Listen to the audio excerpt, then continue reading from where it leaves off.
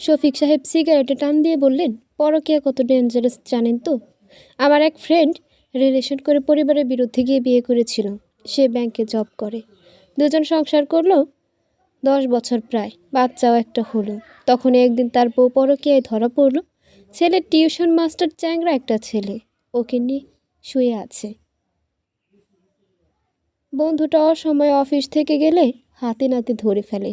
বউ তখন উল্টো জামাইকে তুই তুকারি করে। সে মামলা করবে হ্যান ত্যান, মানে লজ্জা তো পরের বিষয়। সে উল্টো সবার সামনে যা তা করলো। সন্তানও লাগবে না তার। পুলিশে ঝামেলা হলো, বউ বাপের বাড়ি গেল। সেখানে গিয়ে বরকে মেসেজ দেয়, টাকা রেডি রাখিস। চিন্তা করেন কেমন কেমন নিজে এত বড় অবিচার করলো, অথচ ছেলের সঙ্গে কেমন ব্যবহারটা করে। এবং খাটের নিচে ছুরি টুরিও পাওয়া যায়। অনেকের ধারণা বরকে মেরে ফেলতেও চেয়েছিল। পরকীয়া এমন একটা বিষয় যার ফলাফল কোনোদিনই ভালো হয় না। নির্জন বিরক্ত হয়ে বলল, এত ভূমিকায় না গিয়ে আপনি সোজা কথায় আসুন, কি বলতে চান? স্যারকে বাসায় নিয়েন না, উনি গিয়ে আপনার সৎ মায়ের সঙ্গে ঝামেলা করবেন। তখন আবার হার্টে প্রবলেম হতে পারে। উনি এখানে থাকতে সব শুনি। এবার কিছুটা তো সুস্থ হয়েছেন। ব্যাপারটা কি বলুন তো, কি হয়েছে? কি আর বলবো, এগুলো মুখে আনতেও লজ্জা লাগে। ওই তন্ময় ছেলেটার সঙ্গে ম্যাডামের সম্পর্ক ছিল। নির্জন বিস্মিত হয়ে বলল, ছিল মানে? বিয়ের আগে? না না, বিয়ের পরই। তারপর খানিক থেমে একটানে বলল, ওরা হোটেলেও গিয়ে একসঙ্গে সময় কাটিয়েছে। সেসব ভিডিও ছবি তন্ময়ের ফোনে পেয়েছে পুলিশ। হোয়াট? ওরা বিয়ের পরে একসঙ্গে থেকেছে? ভিডিও পুলিশ পেয়েছে মানে? শফিক সাহেব সিগারেটে টান দিয়ে বললেন, তন্ময়কে সাহায্য করার জন্য আমরাই ধরিয়েছিলাম। ওর ফোনে পুলিশ সব কিছুই পেয়ে স্যারকে দিয়েছে। এগুলো দেখেই এই অবস্থা স্যারের। তারপর থেমে বলল, তন্ময় ছেলেটার থেকে পুলিশ সব কিছু বের করেছে। ওর সঙ্গে কেয়া ম্যাডামের রিলেশন ছিল। এগুলো প্রায় সবাই জানে। কিন্তু এক সময় তন্ময়ের বাবা মারা যায়। পরিবারের একমাত্র ছেলে সে, দিশেহারা অবস্থা। পড়ালেখা ছেড়ে ঢাকায় কাজে চলে আসে। এভাবে পরিবারকে টানবে নাকি পড়ালেখা করবে? গ্যাপ হয় পড়ালেখায়। তো কেয়া ম্যাডাম তখন ধীরে ধীরে সম্পর্ক থেকে সরে যাচ্ছে, তন্ময় বুঝেনি। বিয়ে করে নিয়েছেন তাকে কিছু না জানিয়ে। আসলে ম্যাডাম ভাবছিল এই ছেলের কিছু নেই, এর চাইতে বড় লোকের বউ হওয়া ভালো। কিন্তু বিয়ে বসে আবার পুরাতন প্রেমিকের প্রতি প্রেম উতলে উঠল আর কি। হয়তো তখন বুঝেছে টাকা পয়সা সুখ দেয় না। নির্জন বসা থেকে দাঁড়িয়ে গেল। কেয়াকে সে অপছন্দ করত, তাই বলে বিয়ের পরে এসব করলো? সেই ভিডিও তার বাবা দেখেছেন। শফিক সাহেব হাত ধরে বললেন, শান্ত হন। আগে বলিনি কারণ অসুস্থ মানুষ রেখে ঝামেলা হোক চাইনি। আমার বউ আজ সব কিছু শুনে বকাঝকা করলো। এটা নাকি বোকামি। আপনার বাবার কিছু হয়ে গেলে আমাকে দুষবেন, তাই ভাবলাম আপনাকে জানাই। নির্জন পুনরায় ব্রেঞ্চে বসলো, হাঁটুতে কোনোই ঠেকিয়ে মুখ ঢেকে রইল খানিকক্ষণ। শফিক সাহেব পুনরায় বললেন, স্যারকে এখন বাসায় নিলে উনি উত্তেজিত হবেন, ঝগড়াঝাটি হবে। এর চাইতে আমরা এখানে স্যারের সঙ্গে কথা বলি, দেখি কি চান। কি বলেন? নির্জন মাথা তুলে বলল, ঠিকই বলেছেন, তবে আজ না, কাল সব কিছু শুনবো। আজ বাসায় যাব। কেন? দরকার আছে। ওই মহিলা এখন দেখবে নির্জন কেমন অশান্ত। আব্বু হসপিটালে থাকুক, শুধু কাল এসে জানবো কি সে কি চায়। বাকি সব আমি করব। ওই মহিলা যাতে একটা কলও আব্বুকে দিতে না পারে এই ব্যবস্থা করব। কোনো নষ্ট মহিলার সঙ্গে আমার বাপ মরে যাবে, মহিলার জন্য আমার বাপ মরে যাবে, এটা হতে দেব না। শফিক সাহেব হাত ধরে বলল, আরে শান্ত হন। নির্জন এক ঝটকায় হাত ছাড়িয়ে উঠে গেল। করিডোর পেরিয়ে এসে দেখে ইসাক সাহেবের খাওয়া শেষ। সে টিফিন বক্স গুছিয়ে নিয়ে বলল, আব্বু কাল এসে শুনবো তুমি কি চাও, এখন রেস্ট নাও। শোনো নির্জন, তোর ফুপুকেও খবর আমি বলেছি তো আব্বু, যা চাইবে তাই হবে। তোমার শুধু এখন চিন্তামুক্ত থাকা দরকার। আজ এরা বিষয় নিয়ে হার্ট অ্যাটাক করার মানে হয় না। তুমি জাস্ট মাথায় রাখো, যা চাও তাই হবে। নির্জন চলে যাওয়ার আগে আবার শফিক সাহেবের কাছে এসে বলল, তন্ময় কি বিবাহিত? না। সন্তান আছে? তা আসবে কোথা থেকে? বিয়েই করেনি। তাহলে তার পরকীয়া করতে টেনশন কি, তার পিছুটান কি? সে বিবাহিত, সে পুরুষ হোক বা নারী, তারই তো ভাবার কথা। এই পথে গেলে কতজনের জীবন নষ্ট হবে। তাহলে আপনারা তন্ময়কে পুলিশ দিয়ে ধরাতে গেলেন কেন, নিজের ঘরে কাল সাপ রেখে? স্যার বললেন, ম্যাডাম এখন ভালো হয়ে যাবে, ওই ছেলেকে শায়েস্তা করে সরাতে হবে। সে নাকি ওই দিনের পরও বাসার সামনে গিয়ে উকি ঝুঁকি মেরেছে। ওই দিনের ঘটনা মানে আব্বু কিভাবে জেনেছিল প্রথমে এসব? পরিচয় দেওয়ার আগে তো কিছু জেনেছিল। শফিক সাহেব ইতস্তত করে বললেন, স্যার আমাকে পুরোপুরি বলেনি, তবে বাসায় ওদের হয়তো কোনো কিছুতে পেয়েছিলেন, তারপরও ওরা শুধরায়নি। এজন্যই স্যার। নির্জন পুরো শোনার আগেই কিছু না বলে টিফিন বক্স নিয়ে নিচে চলে যাচ্ছিল। শফিক সাহেব পিছু পিছু এসে বললেন, শান্ত হন আপনি, ওইখানে গিয়ে এখন কেন? এখন কোনো? নির্জন ঠোঁটে আঙুল দিয়ে বলল, চুপ। আপনি আমাকে এগুলো প্রথম দিনই বলা উচিত ছিল। আমি যে কিছু জানি না। ওই মহিলা যদি আব্বু হসপিটাল থাকতেই পালিয়ে যেত, অথবা এখন আব্বু যদি ওকে কল দেন, তর্ক বিতর্ক করে ঝামেলা করে, আবার কোনো অঘটন ঘটে। শফিক সাহেব ইতস্তত করে বললেন, আসলে আমি বুঝতে পারছিলাম না কি করা উচিত। আপনাকে বললে যদি স্যার সবার আবার রাগ করেন, এই ভয়ও ছিল। নির্জন কথা না বাড়িয়ে হসপিটাল থেকে চলে এলো নিচে। একটা রিক্সা নিয়ে বাসায় এলো সে। কিচেনে গিয়ে হুসনাকে দেখে বলল, ওই দিন বাসায় কি হয়েছিল বল। হুসনার টিফিন বক্স হাতে নিয়ে অবাক হয়ে তাকিয়ে রইল। নির্জন ধমকে উঠে বলল, বল কি হয়েছিল? হুসনা আমতা আমতা করে বলল, তন্ময়কে ম্যাডাম তার রুমে নিয়ে গিয়েছিল। আমি স্যারকে জানিয়েছিলাম। স্যার এসে পেয়েছে ওদের। নির্জন কিছু না বলে দোতলায় এলো। কেয়ার রুমের সামনে এসে দরজায় নক দিল সে। খুলে দিল কেয়া। নির্জন ভেতরে গিয়ে বাতি জ্বালিয়ে লাল টকটক চোখে তাকিয়ে বলল, মোবাইল দাও। কি হয়েছে? নির্জন গর্জে ওঠে বলল, মোবাইল দিতে বলেছি, কথা কানে যায় না? আমার মোবাইল দিয়ে তুমি কি করবে? আর এভাবে কথা বলছো কেন?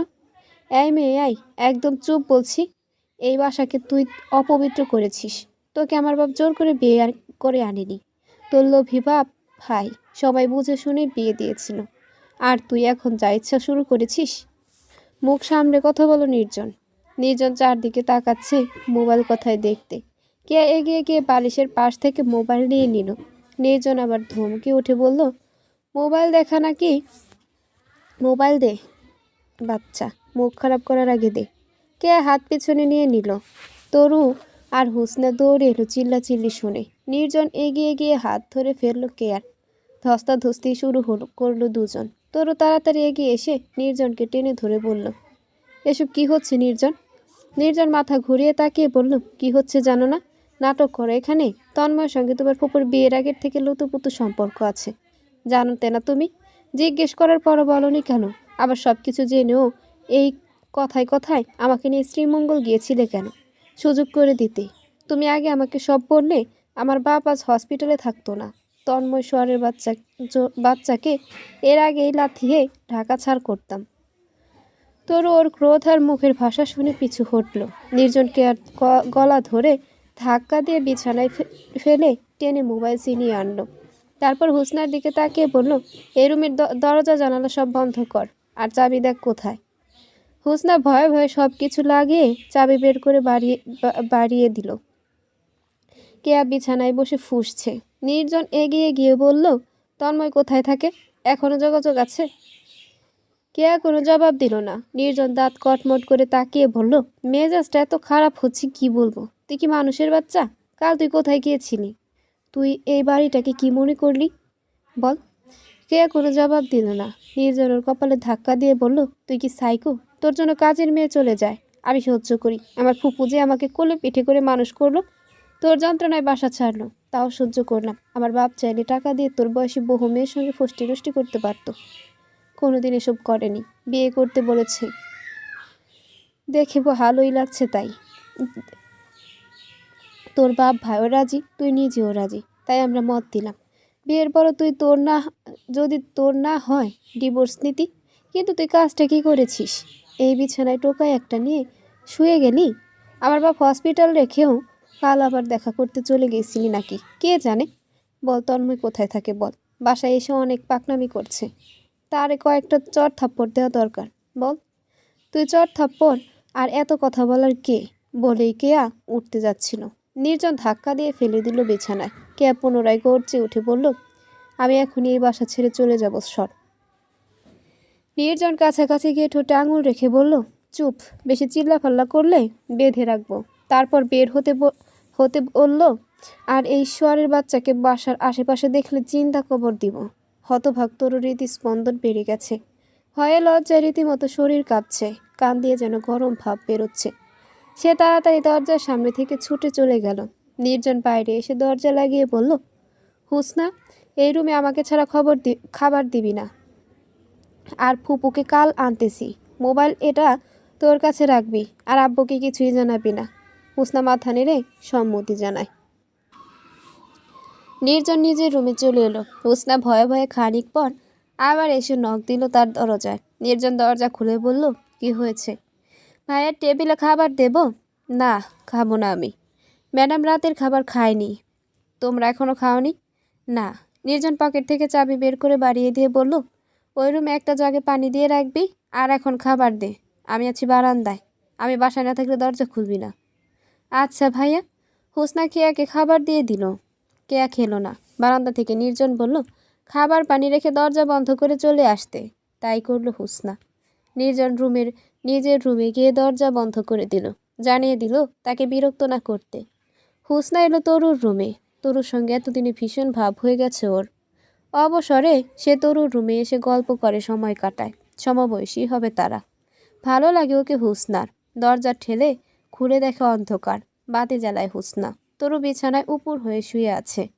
আলো দেখে তরু মাথা তুলে তাকায়। কান্নায় ওর চোখের সঙ্গে মুখও লাল হয়ে আছে। হুসনা এগিয়ে গিয়ে বলল, তরু আপু খাবে চলো। তরু চোখ মুছে উঠে বসে বলল, না আমি খাবো না। উনি খেয়েছে? খাবার রেখে এসেছি, খাবে কি না জানি না। নির্জন ভাইয়ের কথা বলছি।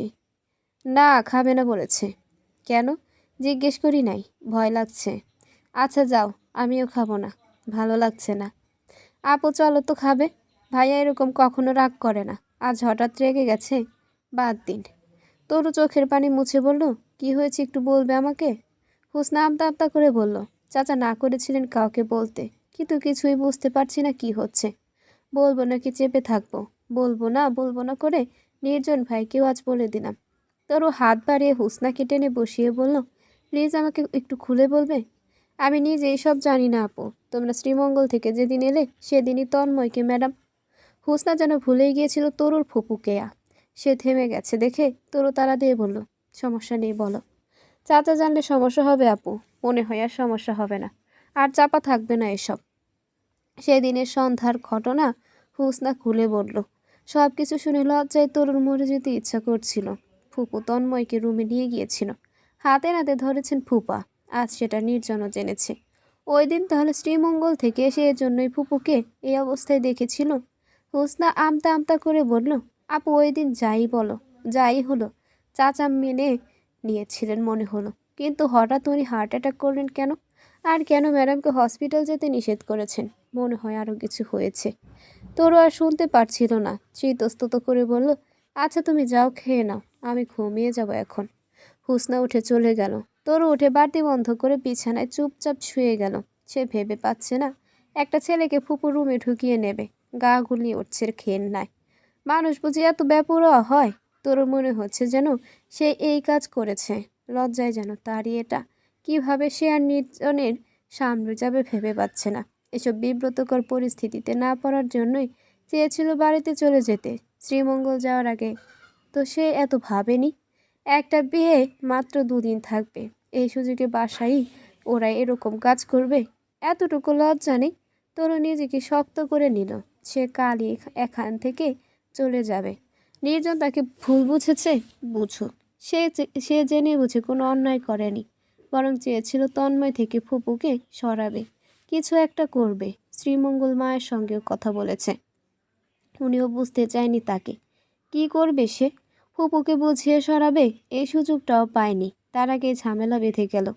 কেউই নিশ্চয় নিজের ফ্যামিলির বদনামটুকু বাড়িতে বলে দেবে না।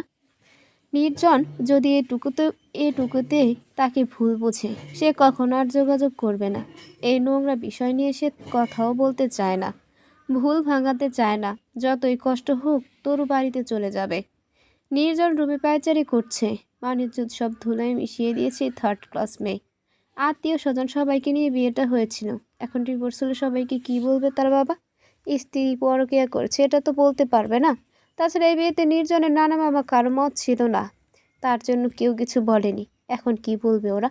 তার ফুপু চাচার বাসায় আছেন, ওদের সঙ্গে তাদের খুব ভালো একটা সম্পর্ক নেই। এখন এসব শুনলে ওরা হাসাহাসি করবে। সবসময় সে চেয়েছে ঝামেলাহীন একটি পরিবার, সবাইকে নিয়ে সুখে শান্তিতে কাটিয়ে দেবে। কিন্তু এই মহিলাকে বাবা বিয়ে করতে সব কিছু ওলটপালট হয়ে গেল। শেষমেশ হোটেলে একটি ছেলের সঙ্গে। আবার কত বড় সাহস, বাসায় নিয়ে শুয়ে গেছে। ভাবতে ভাবতে হাতের মুষ্টি পুনরায় শক্ত হয়ে গেল তার। বসলো বিছানায়। যে করেই হোক ডিভোর্স দেওয়াতে হবে। তার বাবা না চাইলেও এবার সে বুঝিয়ে সুঝিয়ে কাজটা করাবে। ফোনটা হাতে নিল। আসমা ফুপুকে কল দিল সে। একবার রিং হতে রিসিভ হলো। হ্যালো ফুপু। হ্যাঁ রে, তোর বাপের কী অবস্থা? ভালো। তুই চোখের দেখাও দেখতে দেখতে দিলি না। তুমি গেলে এই কথাবার্তা ফুপু। ঠিকই বলেছিস। আমি গেলে ওনাকে মন ইচ্ছা মতো কথা শোনাইতাম। এই বয়সে এসে পাগল হয়েছেন। ফুপু শোনো, তুমি কাল আসতে পারবে? কেন? আসো, পরে বলছি। কি করব বুঝতে পারছি না। খবিশ মহিলাকে এখন ঘরে বন্দি করেছি। কি বলিস তা? কাকে? কাকে বুঝতেছো না? কে আকে? হ্যাঁ, কেন? যা শুনলাম, বন্দি না করলে যদি সব কিছু নিয়ে পালিয়ে যায়। এই সাইকো মহিলাকে দিয়ে বিশ্বাস আছে। আর মোবাইলও নিয়ে এসেছি। আব্বুর কাছেও কল দিলে প্রবলেম। তা বুঝেছি, কিন্তু দেখিস মরে টরে যদি ফাঁসিয়ে যায় আবার। কি জানি। এখন তুমি আসো কাল। তোমার ভাই দেখো কি চান। হোসনার কাছে শুনলাম উনি মেনে নিয়েছেন। হাতে নাতে ধরে ওনার বউ প্রতি দরদ যায়নি। না, এরপরও আরও ঝামেলা হয়েছে। আব্বু নিজেই কথা বলতে চায়। দেখা যাক কি হয়। তুমি কাল আসো। আর হ্যাঁ, তুই না ওই দিন বললি তোরও মেয়েটি না করেছে ওর ফুপুর কোনো রিলেশন নেই? হ্যাঁ বলেছিল। মেয়েটাকে তো ভালোই মনে করতাম। কথায় আছে না, জাতের পক্ষ গাধায়ও দেয়। মেয়েটিও ফুপুর পক্ষ দিয়েছে। ফুপু রাখছি এখন। কাল আসো তুমি। ফোনটা রেখে দিল সে। তার মাথায় এখন আরেকটা দুশ্চিন্তা ঠুকছে। দরজা বন্ধ করে সে এসেছে, যদি ফাঁসটাস দেয় মহিলা, তাহলে তো আরেক বিপদ। কিছু একটা ভেবে চাবি হাতে নিয়ে কেয়ার রুমের দিকে গেল সে। গিয়ে দরজা খুলে বাতি জ্বালিয়ে দেখে কেয়া পালঙ্কে হেলান দিয়ে মেঝেতেই বসে আছে। টি টেবিলে খাবার ঢাকা। বাতির আলো দেখে কেয়া মাথা তুলে তাকালো। নির্জন সামনে গিয়ে হাঁটুতে ভর দিয়ে বসে বলল, খাবার দিয়ে গেছে, খাচ্ছ না কেন? কেয়া কোনো জবাব দিল না। নির্জন দীর্ঘশ্বাস ছেড়ে বলল, আব্বু যদি চান তোমাকে ডিভোর্স দিয়ে দেবে। তুমি তখন তন্ময়কে বিয়ে করে নিও, তাহলেই হলো। আমি রাগারাগি করেছি তাই বলে খাবে না কেন? খেয়ে নাও। এখন যে সমস্যা হয়েছে সুন্দর মতোই শেষ হবে। কেয়া গর্জে ওঠে তাকে ধাক্কা দিয়ে ফেলে বলল, তোর বাপ আবার কি চাইবে রে? পোলা, তুই আমাকে এত কথা বলার কে? আমি নিজেই তোর বাপকে ডিভোর্স দিয়ে চলে যাব। তুই আমার মোবাইল কেড়ে নিয়েছিস, গায়ে হাত দিয়েছিস, গলায় ধরে ধাক্কা দিয়েছিস। তোর বাপ এলে? কথা শেষ করতে পারল না কেয়া। নির্জন মেঝে থেকে উঠে প্রচণ্ড জোরে কেয়ার গালে চর দিয়ে চিৎকার করে বলল, তুই আমার মাকে বললি? আমার মাকে? এই খবিশ মহিলা। আগে আমি তোর গায়ে হাত তুলেছিলাম, ধাক্কা দিয়েছি শুধু। এতদিন তোর অনেক খারাপ আচরণ সহ্য করেও মা ডেকেছি। তোর কলিজা আল্লাহ কী দিয়ে বানিয়েছে? এত সাহস কেন তোর? হোসনা নিচ থেকে ছুটে এসে তাকে টেনে নিতে নিতে বলল, ভাইয়া কি হয়েছে? আসো তো, আসো। তারপর বাইরে নিয়ে দরজা বন্ধ করে দিল হোসনা। নির্জন বারান্দার রেলিং ধরে দাঁড়িয়ে রইল। রাগে শরীর যেন কাঁপছে তার। নিজের প্রতি এবার বিরক্ত হচ্ছে সে। গিয়েছিল ভালোর জন্যই, কিন্তু আবার মেজাজটা খারাপ হয়ে গেল। বাপের বিয়ে করা স্ত্রীর গায়ে হাত তুলবে, গালি দেবে, এমন চিন্তা সে কখনো করেনি। অথচ আজ সে কি করেছে? তার সঙ্গে কেউ মুখ কালো করেও কথা বলে না। সেখানে কে আর সরাসরি অনেক খারাপ আচরণ এতদিন সে মেনে নিয়েছে। ভাবতো বাবা বিয়ে করেছেন, উনি তো এখন মাই তার, মানিয়ে নিলেই হলো। অথচ আজ সে রীতিমতো গায়ে হাত তুলে ফেলল। ভাবতেই পারছে না আর। বারান্দা বেরিয়েই নিজের রুমে গিয়ে দরজা বন্ধ করে নিল সে। তোরও ঠিক জানালার পাশে অন্ধকারে দাঁড়িয়ে থেকে দেখলো অনেকটা বিধ্বস্ত অবস্থায় হেরে যাচ্ছে নির্জন। পরদিন সকালে নির্জন কোথাও চলে গেল। 10টার দিকে তরু নিজের সব কিছু গোছগাছ করে নিচে রেখে এলো। হোসনা তখন কিচেনে ভাত বসানোর জন্য চাল নিচ্ছে। তরুকে দেখে বলল, আপু কিছু বলবে? তরু ইতস্তত করে বলল, নির্জন ভাই তো বাসায় নাই। তাই না? না, আমি এখন চলে যাব। উনি এলে তুমি বলো যে তাকে পাইনি, তাই তাকে বলে গেছি, তোমাকে বলে গেছি। হোসনা অবাক হয়ে বলল, এটা কি বলছো আপু? তুমি চলে যাবে মানে? কেউ বাসায়ও নেই? কেউ নেই, তুমি তো আছো, এলে শুধু বলবে। ওনাকে কল দিয়ে বলো। লাগবে না, শুধু এলে বলবে চলে গেছে। হুসনা হা করে চেয়ে রইল। কি হচ্ছে এসব কিছুই যেন সে বুঝতে পারছে না। তোর উপরে এসে ওর ব্যাগটা কাঁধে নিয়ে বইটই ফেলেই বের হয়ে গেল। বাড়িতেও কল দেয়নি সে। খুবই বিরক্ত লাগছে। এসব বিষয় সে ফেস করতেও চায় না, কারোর সঙ্গে আলোচনা করার আগ্রহ নেই। বারান্দায় এসে পিছু ফিরে একবার শুধু নির্জনের রুমের দিকে তাকালো। বুকটা কেমন করে যেন উঠল তরুর। সিঁড়ি দিয়ে নেমে সিটিং রুমে আসতেই হুসনা এসে বলল, ম্যাডামকে বলে যাবে না? না, একবার তো নির্জন ভাইকে কল দিয়ে বলে যাও। উনি রেগে থেকে কি কি বলেছে এসবের জন্য চলে যাচ্ছ নাকি? তরুর চোখ ছলছল করে উঠল। হুসনার হাত ধরে বলল, ওনার প্রতি আমার কোনো অভিযোগ নেই। আমার লজ্জা লাগছে হুসনা, মুখ লুকাতে পারলেই যেন বাঁচি। তাছাড়া নির্জন ভাই রেগে গিয়ে আমাকে কোনো খারাপ কথা বলে ফেলুক, এই সুযোগ আমি তাকে দিতে চাচ্ছি না। সত্যি বলতে ওনাকে ভয় করছে। উনি বাসায় এলে শুধু বলবে তোমাকে বলে গেছি। হুসনা মাথা নাড়ালো। তরু বের হয়ে গেল বাসা থেকে। কলিং বেল বাজতেই আসমা চৌধুরী গিয়ে দরজা খুলে দিলেন। নির্জন এসেছে। তুই কোথায় গিয়ে বসে আছিস বল তো? সেই দুপুরে আমি এসেছি। নির্জন ভেতরে এসে বলল, কল দিতে পারতে। কয়বার কল দিয়েছি তা আর হিসাব আছে? নির্জন সিঁড়ি দিয়ে উঠতে উঠতে মোবাইল বের করে দেখে 3টা মিস কল। হ্যাঁ তাই তো, সাইলেন্ট ছিল ফুপু। হসপিটাল কখন যাবি? গোসল করে খাওয়া দাওয়া করে যাই, আব্বুর জন্য খাবার নিয়ে যেতে হবে। হুসনা তখন কিচেন থেকে বের হয়ে এসে ভয়ার্ত গলায় বলল, ভাইয়া তোরও আপু চলে গেছে। নির্জন সিঁড়ির হাতল ধরে পিছু ফিরে তাকিয়ে বলল, চলে গেছে মানে বুঝিনি। তোরও আপু ব্যাগ প্যাক নিয়ে বাড়িতে চলে গেছে। কাকে বলে গেল? আমাকে যাওয়ার সময় বলেছে তোমাকে বলতে। নির্জন সিঁড়ির হাতলটা শক্ত করে ধরে দাঁত কটমট করে খানিকক্ষণ চোখ বুজে দাঁড়িয়ে রইল। আসমা চৌধুরী বিরক্ত হয়ে বললেন, চলে গেছে, ওদের কাউকে বলে যাওয়া আর না যাওয়ার মাঝে তফাত আছে নাকি? গরুর পালদের এগুলো লাগে না। চল, দাঁড়িয়ে আছিস কেন? নির্জন কিছু না বলে উপরে চলে গেল। জোহরের আজান হওয়ায় আসমা চৌধুরী নামাজ পড়লেন। নির্জন গোসল করে নিল। তারপর দুজনকেই খেতে দিল হুসনা। খাওয়া শেষে টিফিন বক্সে খাবার দিল। সেটা নিয়ে হসপিটালে এলো তারা। ইসাক সাহেব বিছানায় বসে পত্রিকা পড়ছেন। নির্জন দৈনিক পত্রিকার ব্যবস্থা করে দিয়েছে। আসমা চৌধুরীকে দেখেই উচ্ছ্বসিত গলায় তিনি বললেন, যাক, তুই এসে ভালোই করেছিস। নির্জন তো কিছু শুনতেই চায় না। এদিকে সুস্থ হয়ে গেছি, অথচ হসপিটালে ফেলে রেখেছে। আসমা চৌধুরী সামনের সোফায় বসলেন। নির্জন টেবিলে টিফিন বক্স রেখে বলল, আজ সব কিছু শুনবো আব্বু, কিন্তু শর্ত হচ্ছে উত্তেজিত হবে না, শান্ত থেকে বলো। হ্যাঁ শান্ত আছি, বস তুই।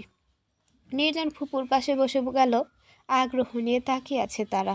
ইসাক সাহেবের গায়ে সাদা গোল গলার গেঞ্জি, পরনের লুঙ্গি। এতদিন কিছু একটা বলার জন্য তিনি অস্থির ছিলেন, অথচ হুট করে আজ বলতে গিয়ে যেন ইতস্তত করছেন। আসমা চৌধুরী বললেন, হাই বলো কি বলবে।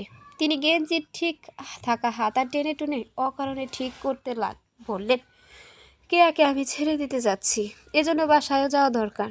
ওর সাথে আমার কিছু কথা আছে, ওর পরিবারকেও ডাকবো। আসমা চৌধুরী জিজ্ঞেস করলেন, কেন? হঠাৎ ছেড়ে দিতে চাচ্ছ কেন? নির্জন বিরক্ত হয়ে ফুপুকে বাধা দিল। জানা বিষয় পুনরায় জানার নাটক সে পছন্দ করে না।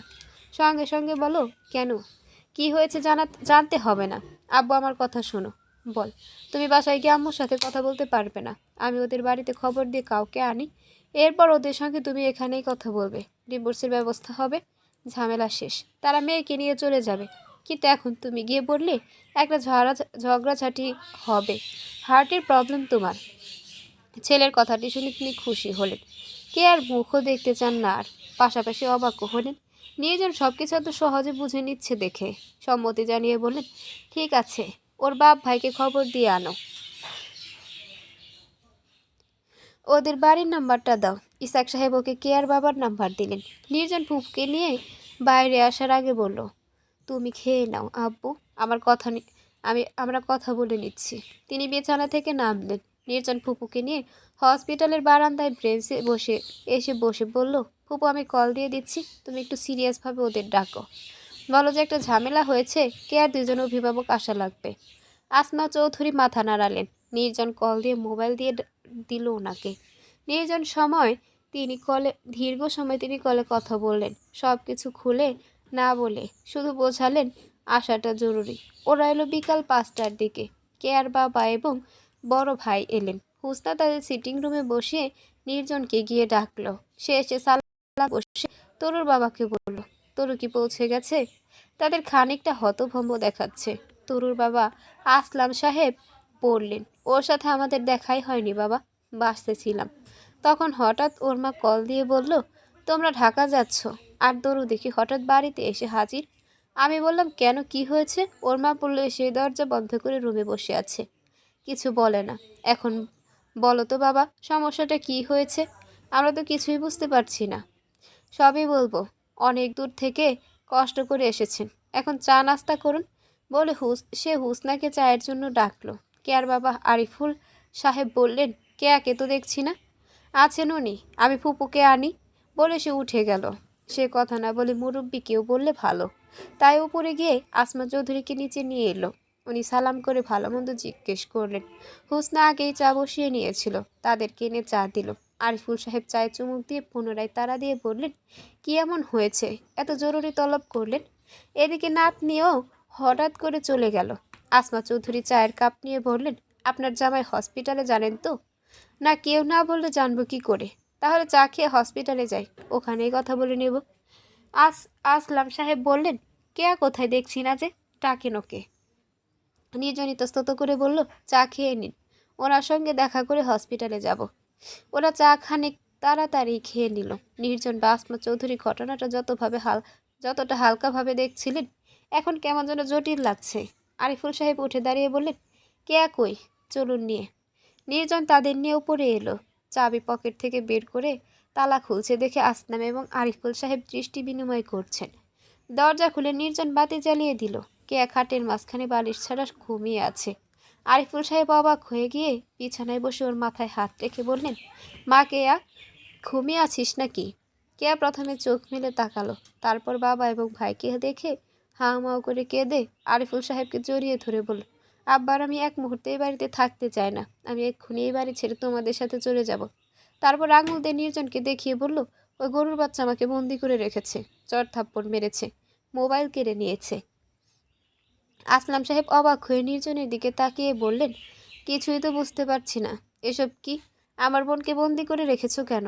আসমা চৌধুরী এগিয়ে এসে বললেন, এখানে অনেক ঘটনাই ঘটে গেছে, হসপিটালে চলুন, ওখানে গেলে সব কিছু জানতে পারবেন।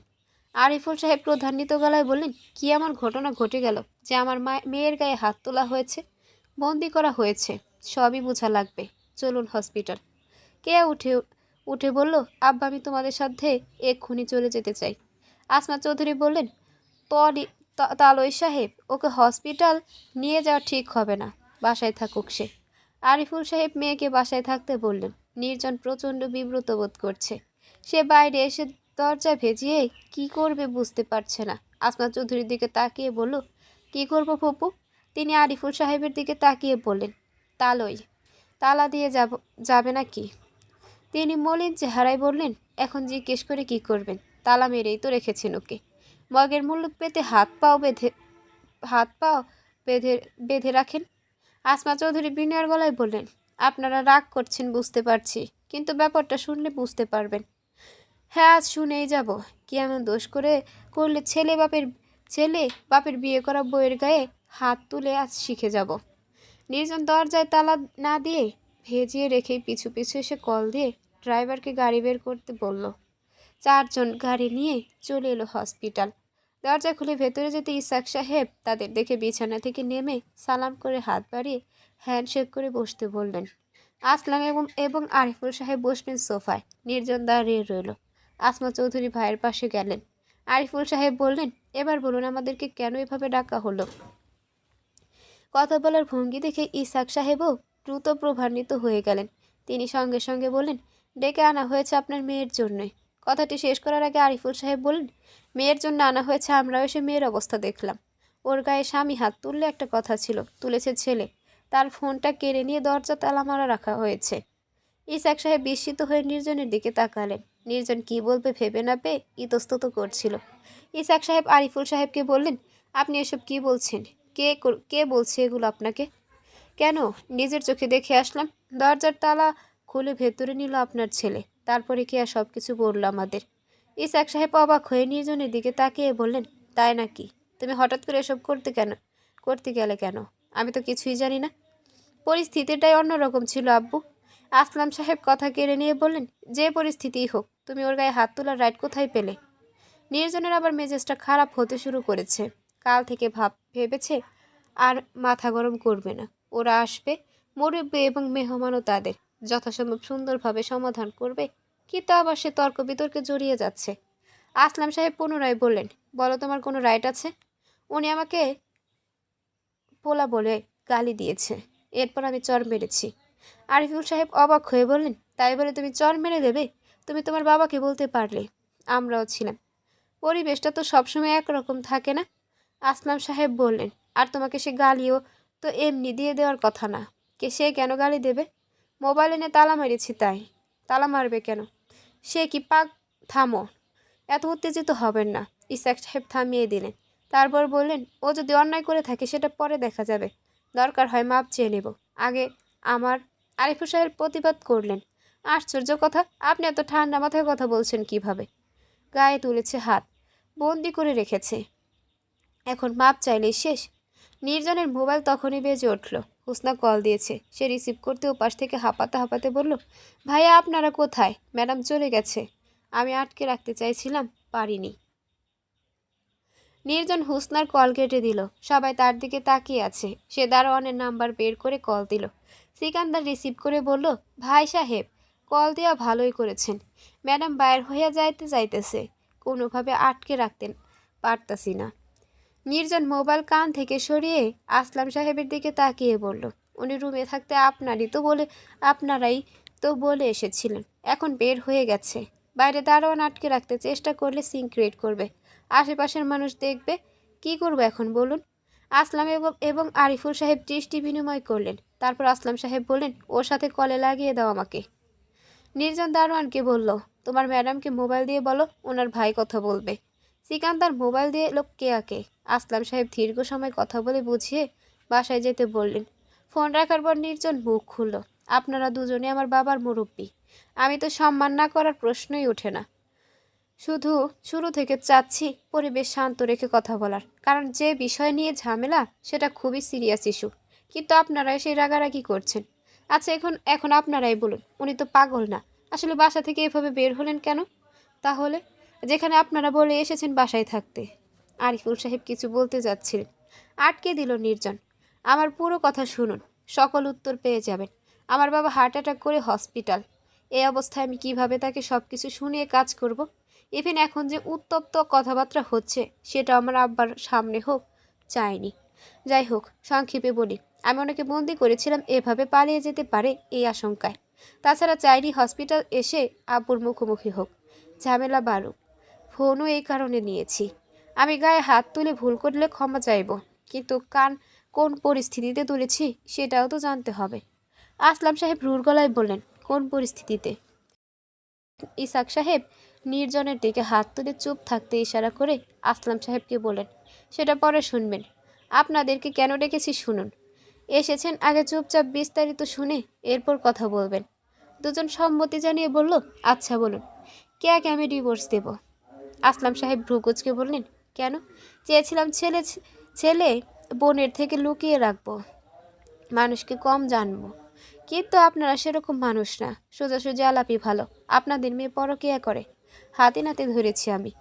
আরিফুল সাহেব বিস্মিত হয়ে গেলেন। আসলাম অবিশ্বাসের গলায় বললেন, যা ইচ্ছা বললে হলো নাকি? মিথ্যে অপবাদ দিয়ে ডিভোর্স দিতে চান? কাজের মেয়ে সাক্ষী আছে, ওকে তো টাকা খাইয়ে মিথ্যে বলাবেন। ইসাক সাহেব খানিকক্ষণ দাঁত কটমট করে তাকিয়ে রইলেন। তারপর নির্জন এবং আসফা চৌধুরীকে বাইরে যেতে ইশারা করলেন। ওরা বাইরে চলে গেল। তিনি আসলাম চৌধুরীর দিকে তাকিয়ে বললেন, বোনের ভিডিও দেখার পর বিশ্বাস করবেন মনে হচ্ছে। হোয়াটসঅ্যাপে দেই ভিডিও, বাপ ছেলে মিলে সেটা দেখুন। ভালো ব্যবহার পছন্দ না? আপনাদের মেয়ে বিয়ের পর থেকে আমাদের কি পরিমাণ যন্ত্রণায় রেখেছি জানাইনি। সবসময় ভেবেছি ঠিক হয়ে যাবে, পরে বুঝলাম ঠিক হবার নয়, সে জটিল অসুখে আক্রান্ত, সেটার নাম পরকীয়া। আরিফুল সাহেব আমতা আমতা করে বললেন, কিন্তু কার সঙ্গে এমন করলো? কিছুই তো বুঝতেছি না।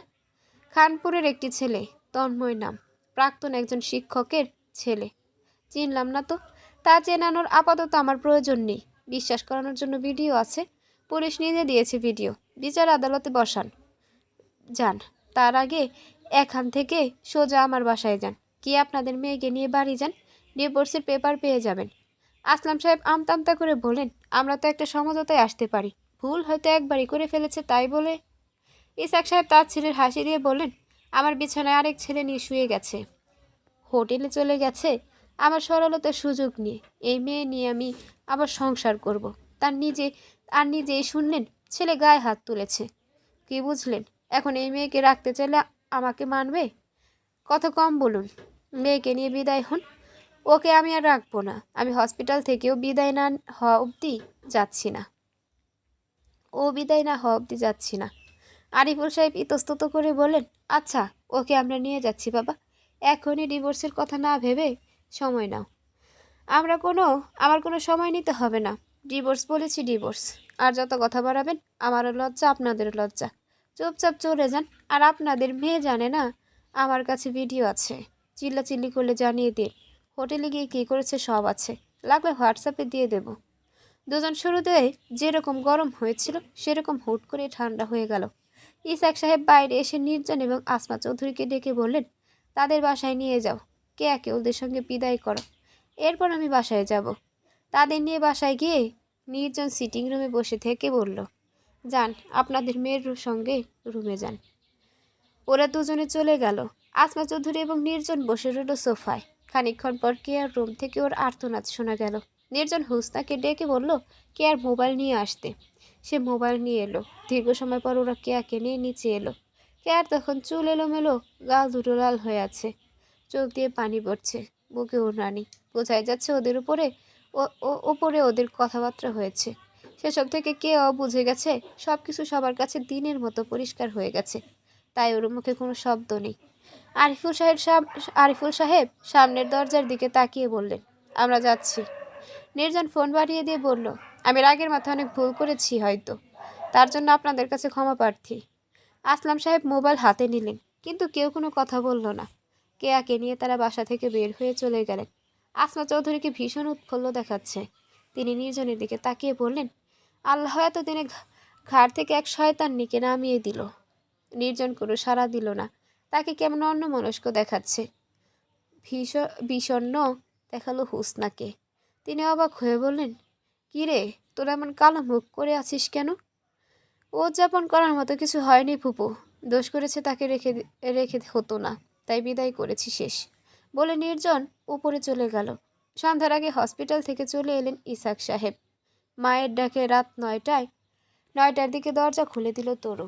কাঁধে ওড়না ঝুলে আছে, মুখ ঈষৎ ফোলা ফোলা। তিনি ওর অবস্থা দেখে বেশি আর ঘাটতে গেলেন না। নরম গলায় বললেন, খেতে আয়, এক ফোঁটা জলও মুখে দিলি না, এসে দরজা বন্ধ করে বসে আছিস। গত রাত খায়নি, আজ পুরো দিন না খেয়ে আছে, পেটে প্রচণ্ড খিদে। সে মাথা নেড়ে মায়ের সঙ্গে খাবার টেবিলে গেল। সেখানে দাদিনও আছে। তিনি খেতে খেতে বললেন, কি হয়েছে রে তরু, তুই চলে আইলি কেন? সে চেয়ার টেনে বসে বলল, ভালো লাগে নাই তাই। তোর বাপ দাদা গেল, এখনো আইতাছে না কেন? আসলেই জেনে নিও। তোর কি হয়েছে এখন এমন কইরা কথা কইতেছিস কেন? নাহেরা বেগম তরুর প্লেটে ভাত দিয়ে বললেন, আমার বাদ দাও, ওর ঘাট তেরা জানোই তো, এখন কিছু বলবে না, খেয়ে নিক। তাইলে ওদের টেলিফোন করো, আইতেছে না কেন? তোর দাদির দিকে তাকিয়ে রুর গলায় বলল, এত অস্থির হও না, আশা করছি তোমার মেয়েকে নিয়েই ফিরবে, অপেক্ষায় থাকো। কি কইতেছিস? ওকে নিয়ে রাতের বেলা কেন আসবে? তোমরা বলো না 2 নৌকায় কখনো পা দিতে নাই, দিলে ধপাস করে পানিতে পড়ার ঝুঁকি থাকে। তোমার মেয়েও 2 নৌকায় পা দিয়েছে, সে এখন ঢাকা থেকে রূপগঞ্জ এসে ধপাস করে পড়বে। কি পড়াবড়ির কথা কস্তরু, কি হয়েছে খুইলা ক। তোরও আরও কিছু বলতে যাচ্ছিল, নাহেরা বেগম ওকে ধমক দিয়ে বললেন, তোর এত মুরব্বীদের মতো কথা বলতে হবে না, চুপ আছিস, চুপ থাক। তুমি খাও তো, ওরা আসুক। এরপর কেউ কিছু বলল না। চুপচাপ খেয়ে তরু আবার রুমে চলে এলো। রাত 11টার দিকে বারান্দায় আরিফুল সাহেবের গলা শুনল। ধীরে ধীরে বাড়িতে খানিকটা নীরব যুদ্ধ, ফিসফিসানি শুরু হলো। তরু অন্ধকারে বসে রইল চুপচাপ। কিছু সময় পর তরুর দরজায় নখ দিল কেউ। সে দরজা খুলে দেখে ওর মা কেয়ার হাত ধরে দাঁড়িয়ে আছেন। তুই বের হয়ে আয়, এখানে কেয়া থাকবে। তরু বের হয়ে এলো। সামনে দাদার রুমে বাতি জ্বলছে। আসলাম সাহেব ওকে বারান্দায় দেখে ডেকে দিলেন। তরু অনাগ্রহে গেল সেখানে। আরিফুল সাহেব ওকে দেখে বললেন, কে এত কিছু করলো তুই জানিস না? আমাদের বলতে পারলি না? তোমার মেয়ে আমাকে দেখিয়ে দেখিয়ে এসব করে বেরিয়েছে নাকি? তবুও কাজের মেয়ে পর্যন্ত জানে, তুই জানতি না?